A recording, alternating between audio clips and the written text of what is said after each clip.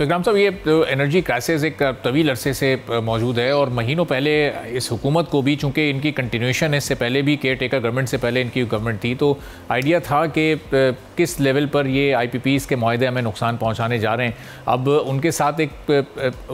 उन मुआहदों को रिव्यू करने का एक सिलसिला शुरू तो हुआ है, कुछ अपनी टर्म्स एंड कंडीशंस तो उनके सामने रखी जा रही हैं, लेकिन कोई बहुत बड़ी तादाद में वहाँ से भी अच्छी खबरें सामने नहीं आ रही हैं, चूँकि डिस्ट्रीब्यूशन के इशूज़ अपनी जगह पर हैं, जनरेशन के इशूज़ अपनी जगह पर हैं, कैपेसिटी चार्जेस पर तो हुकूमत का बड़ा फोकस है, लेकिन एक दो एरियाज ऐसे भी हैं जहाँ शायद पैरेलल काम नहीं हो रहा है।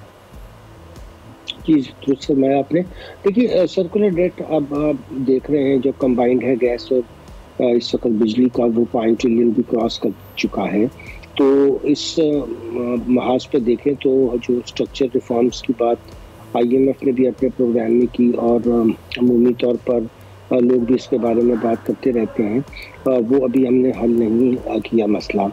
जब तक ये हम इसमें बेहतरी नहीं लाएंगे, क्योंकि देखिए अगर हम चाहते हैं कि इंडस्ट्री आगे बढ़े, एक्सपोर्ट इंडस्ट्री भी हमारी नुकसान में इसलिए जा रही है कि अब हमने जो टैरिफ था वो कंपेटिटिव नहीं रखा, जो हमारी रीजनल कंपेटिटिवनेस का मसला है। अब आज गैस की प्राइसेस पे सिंध ने भी एहतजाज किया, जो गैस की प्राइसेस बढ़ाई गई हैं यूनिलैटरली। ओगरा कोर्ट का एतराज़ है कि हमें क्यों नहीं आपने मुशावरत में शामिल किया, हमसे पूछे बगैर क्यों किया गया है। तो ये बहुत बड़ा मसला है कि अब सर्दियों की आमद के अंदर जब गैस में और कमी आएगी और हमें फिर LNG की तरफ देखना पड़ेगा और उसकी इंपोर्ट की तरफ जाहिर है कि पहले से तो कोई पेशबंदी नहीं है, तो फिर बहुत बड़ा क्राइसिस, इंडस्ट्रीज भी बंद होंगी। दोबारा से हमने बहुत सी इंडस्ट्रीज़ को गैस पे चलाया है। तो इस वक्त अगरचे हमारी जो तहसीलात ज़र हैं उसमें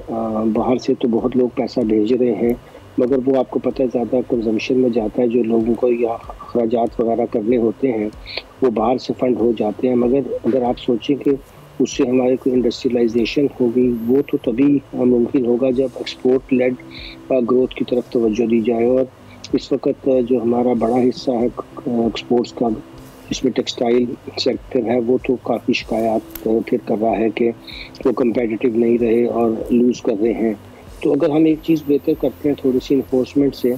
और दूसरी चीज़ की तरफ हमारी तवज्जो नहीं रहती, तो उससे फिर हम कंसोलिडेशन का प्रोसेस मुकम्मल नहीं कर पाते हैं।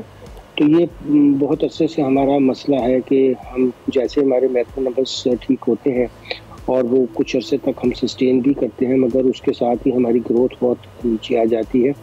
और थोड़ा बहुत जो इंडस्ट्री में हम फ़र्क देख रहे हैं उसका आप देखें कि एग्रीकल्चर के अंदर उतना ही नुकसान हो रहा है और आगे जाकर जब स्पोर्ट प्राइस भी नहीं होगी तो वहाँ क्या सूरत हाल होगी, उसका ओवरऑल GDP पे क्या असर पड़ेगा। तो ये जब तक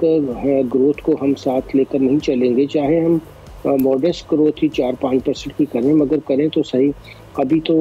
उस तरफ हम नहीं जा पा रहे हैं। सब्सक्राइब करें और बेल दबाएं ताकि कोई खबर रह न जाए।